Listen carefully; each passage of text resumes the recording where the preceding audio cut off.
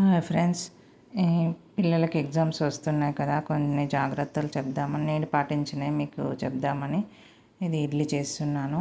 ఊరు వెళ్తున్నప్పుడు ఇవన్నీ రెడీ చేసుకున్నానండి. ఇంట్లో ధనియాల పొడి కూడా అయిపోయింది, ఇంకా కుడక పొడి అన్నీ రెడీ పెట్టాను. మనం ఇంట్లో లేకపోతే పిల్లలకి అన్ని సౌకర్యాలు చేసి వెళ్ళాలి కదా.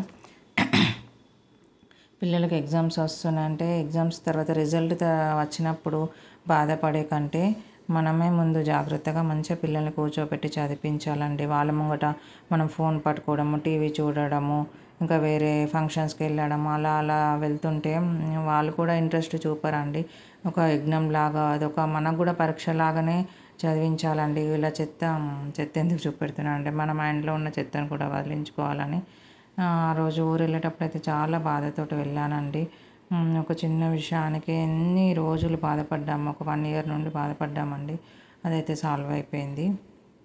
మనకు అన్యాయం చేసిన వాళ్ళకైతే ఖచ్చితంగా అన్యాయం జరుగుతుందండి. దేవుడు ఉన్నాడని నిరూపించాడని అనిపించింది. చాలా 1 year నుండి బాగా అంటే బాగా బాధపడ్డాను. పిల్లలకి ఇడ్లీ చేసేసి అన్నము రాత్రి తినలేదండి, తాలింపు వేసుకున్నాను. నాకు ఏ బాధలున్నా మా గురువుగారికి చెప్పుకుంటానండి. ఈమె మా 7th class ఫ్రెండ్ అండి. అక్కడ ఊరికి వెళ్ళినప్పుడు పిలిస్తే మా ఇంటికి వచ్చింది. ఏ కులమత భేదాలు లేకుండా అన్నట్టుగా ఈమె ముస్లిం ఆమె, ఇంకొక ఆమె తెలుగు ఆమె, నేను మా ఫ్రెండ్స్. ఇక తర్వాత ఫంక్షన్కి వెళ్ళేసి వచ్చాము. మా అత్తమ్మ వాళ్ళ తమ్ముడు కొడుకు పిల్లలది ఊళ్ళలో ఫంక్షన్ ఉండే అండి. ఆ పాప ఎంత చక్కగా రెడీ అయింది, చాలా ముద్దుగా అనిపించింది నాకైతే. అదే ఫంక్షన్స్ కూడా అందరితో మంచిగా కలగలుపుగా ఉంటేనే వాళ్ళు కూడా మనం వెళ్తేనే వాళ్ళు కూడా మన ఫంక్షన్స్కి వస్తారు కదా. అందుకని కంపల్సరీ వెళ్ళాలండి ఫంక్షన్స్కి. మామూలు పట్టప్పుడు వెళ్ళకుండా ఫంక్షన్స్ అప్పుడైతే వెళ్ళాలి. వీళ్ళు టమాటా చారు ఉడకపెడితే ఒక చిన్న చిట్కా అండి, అంతా పిసికేటప్పుడు చేతంతా ఇట్లా కాలింది కూడా, చేతంతా రెడ్గా అయిపోయింది. అలా కాకుండా ఇట్లా జాలి ఉంటుంది కదా, ఆ జాలీలో వడపోసానండి, తొందరగా అయిపోయింది. ఆ తాలింపు పెట్టేసేసి ఈ టమాటా చారు అందులో వేసేసాను. ఇలా మెదిపేస్తే మంచిగా అయిపోయింది. ఆ గ్రైండర్ పట్టి వేస్తూ అంటారు కానీ ఇదంతా పొట్టంతా దాంట్లోకి వెళ్ళిపోతుంది కదా. అలా కాకుండా ఇలా ఈజీ మెథడ్లో టమాటా చారు తాలింపు అయితే పెట్టేశాను.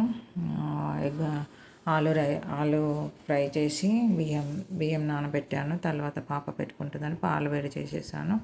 ఇలా అన్నీ రెడీ పెట్టి వెళ్తే పిల్లలకు కూడా కొంచెం కష్టం కాదు కదా. ఆఫీస్కి వెళ్తారు, కాలేజ్కి వెళ్తారు.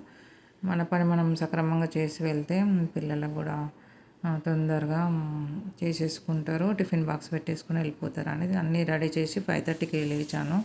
అన్నీ రెడీ చేసి పెట్టి వెళ్ళిపోయానండి. ఈ జీవితంలో సుఖదుఖాలు అనేటివి ఎండనీడలు వస్తూనే ఉంటాయండి. అది ఆ బాధలో ఉన్నప్పుడు మన బాధని ఫ్రెండ్స్ కానీ మనకు దగ్గరగా ఉన్న వాళ్ళకి షేర్ చేసుకుంటే వాళ్ళు కూడా కొంచెం సలహాలు ఇస్తారండి. ఎవరికి ఏం చెప్పకపోతే మన మన గుండె మనకే బరువు ఎక్కినట్టు అనిపిస్తుందండి. నేనైతే మా ఫ్రెండ్స్కి చెప్తే వాళ్ళు కొన్ని సలహాలు ఇచ్చారు. అలా గుండె బరువు ఎక్కకుండా మళ్ళీ మన పిల్లలకు మనం చూసుకోవాలి కదండి. మన ఆరోగ్యం పాడైతే మనకు ఎవరు తెచ్చిపెట్టరు కదా. మస్తు నీతులు అయితే చెప్తారు. ఒకళ్ళని మన 2 కన్నులు మనవే కదండి, ఒక కన్నును పొడి చేసుకుంటామా? అలా ప్రతిదానికి అన్నిటికీ సమానంగా చూసుకోవాలండి. కొంతమంది ఒక్కోళ్ళని పైకి ఎదిగించాలనుకుంటారు, ఒక్కోళ్ళని మొత్తం తొక్కేయాలనుకుంటారండి. ఇదైతే నా జీవితంలో చాలాసార్లు ఎదుర్కొన్నాను. ధనియాల పొడి, కుడక పొడి కూడా చేసేసాను, ఆలు ఫ్రై చేశాను. ఇలా మన బాధలు కష్టాలు ఉన్నప్పుడే ఒక నలుగురు సలహా తీసుకున్నప్పుడు అది మనం మంచి చేస్తున్నామా చెడు చేస్తున్నామా అని వాళ్ళు అర్థమవుతుంది. అన్ని బోర్లన్నీ ఒక దగ్గర పెట్టేశాను.